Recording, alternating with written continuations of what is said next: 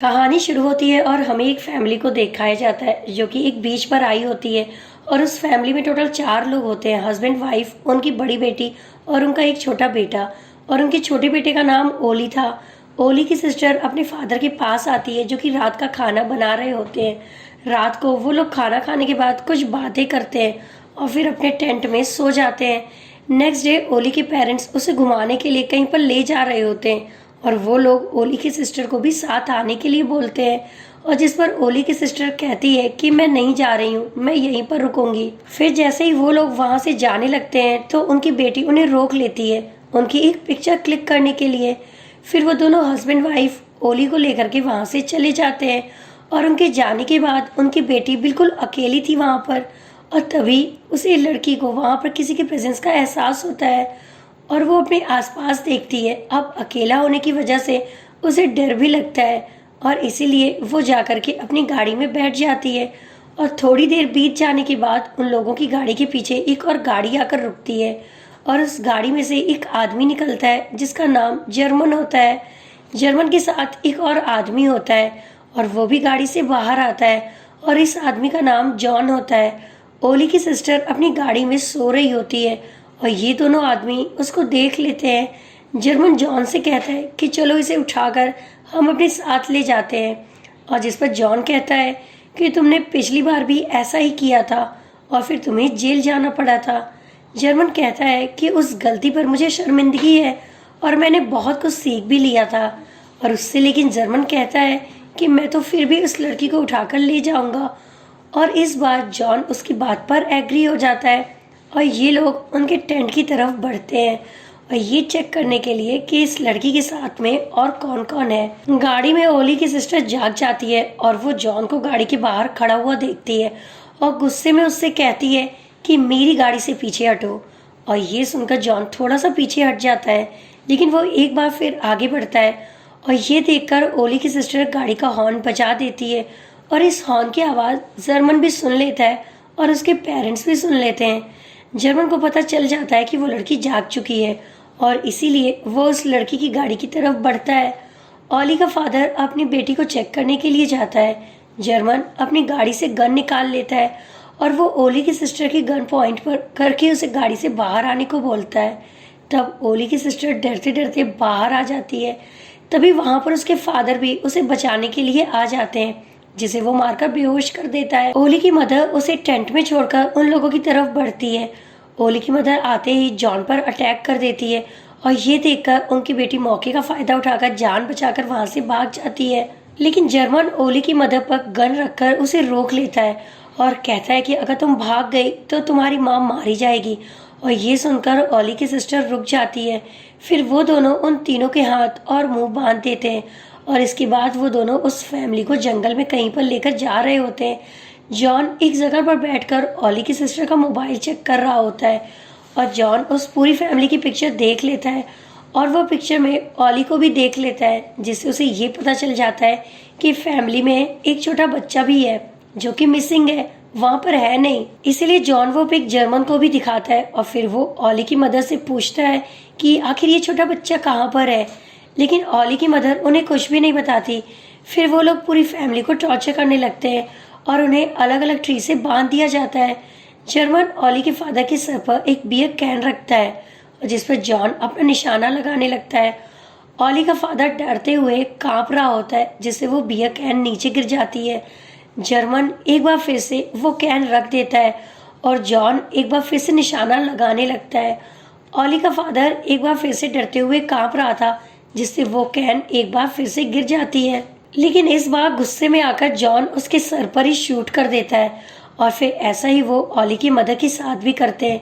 वो उसके सर पर भी बियर की कैन रख देते हैं और इस बार जॉन की जगह जर्मन निशाना लगाता है और लास्ट में जर्मन ओली की मदर को शूट कर देता है। लेकिन वहां से जाते हुए वो ओली की सिस्टर को भी शूट करके मार डालते हैं। वो दोनों अब ओली को लेकर के उनके टेंट में आते हैं लेकिन ओली टेंट से निकलकर रोते रोते कहीं पर चला गया था।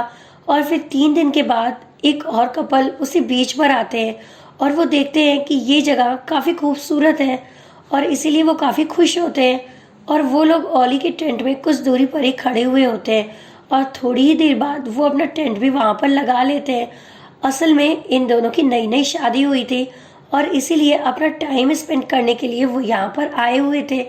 और उस कपल में लड़की का नाम सैम होता है। सैम जो कि अकेली ही बैठी होती है और सैम उन लोगों के टेंट की तरफ देखती है।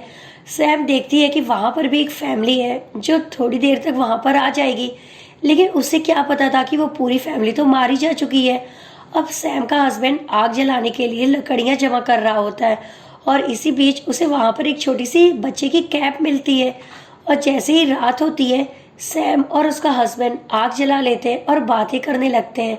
और नेक्स्ट मॉर्निंग जब सैम की आँख खुलती है तो वो फिर से उन लोगों के टेंट की तरफ देखती है और वो सोच रही होती है कि शायद यहाँ पर रहने वाली फैमिली अब वापस आ चुकी हो, और इसीलिए वो चेक करने के लिए टेंट की तरफ बढ़ते हैं। और जब सैम टेंट के अंदर देखती है तो वो अपने हस्बैंड को भी बुलाती है और वहाँ पर सैम अपने हस्बैंड को टेंट खोलकर दिखाती है और उसे कहती है कि यहाँ पर जरूर कुछ ना कुछ गड़बड़ हुआ है, क्योंकि उनके टेंट में सामान इधर से उधर बिखरा हुआ था।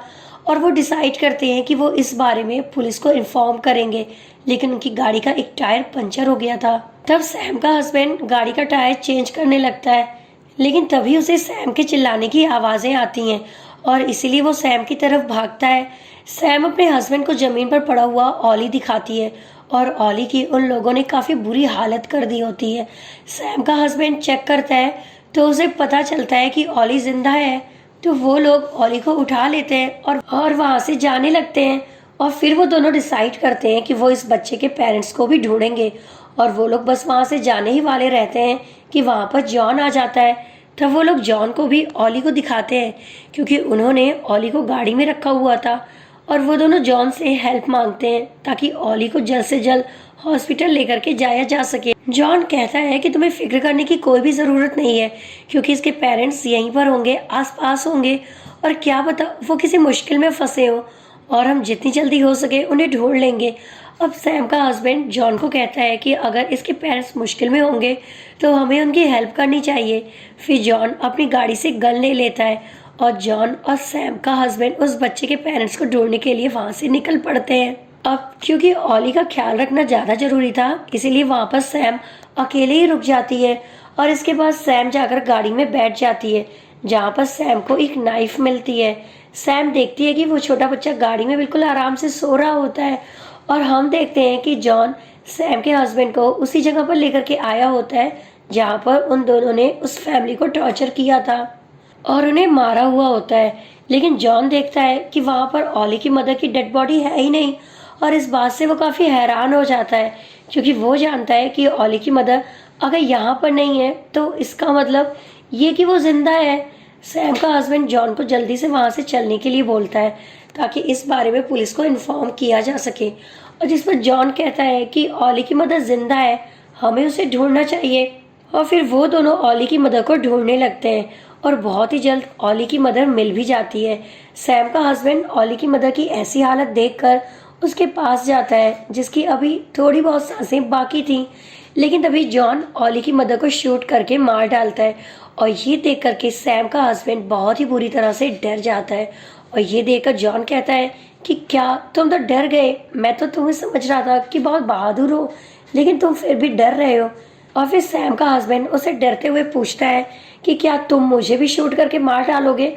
और जिस पर जॉन कहता है कि नहीं, बिल्कुल भी नहीं, मैं तुम्हें इतनी आसान मौत तो नहीं मारने वाला, बल्कि मैं तुम्हारा बहुत बुरा हाल करूँगा और फिर तुम्हें तड़पा तड़पा कर मारूंगा। और ये बात सुनकर सैम का हस्बैंड और ज़्यादा डर जाता है।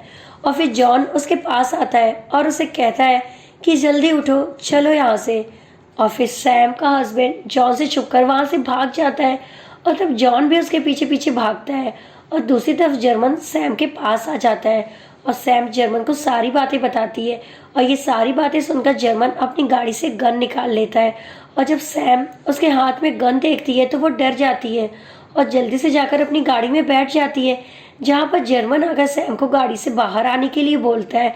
और जब सैम बाहर नहीं आती तो जर्मन गाड़ी का शीशा तोड़ देती है और खुद ही दरवाज़ा खोलने की कोशिश करता है, लेकिन तभी सैम उसे नाइफ से जर्मन का हाथ काट देती है और जिससे जर्मन को काफ़ी चोट लगती है और वो अपना खून रोकने की कोशिश करता है। और जहाँ पर सैम मौका देखकर ऑली को लेकर वहाँ से भाग जाती है और जर्मन जब सैम को भागता हुआ देखता है तो वो अपने डॉग को सैम के पीछे लगा देता है।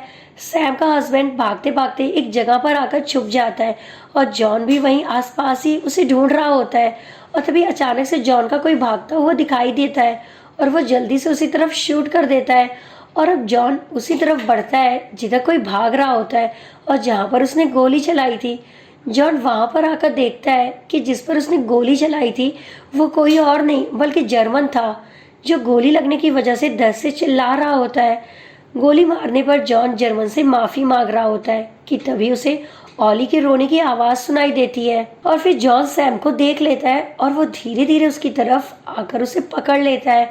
और जॉन सैम को गन पॉइंट पर लेकर जर्मन के पास जाता है और वो सैम से ऑली को ले लेता है और उसे जमीन पर रख देता है।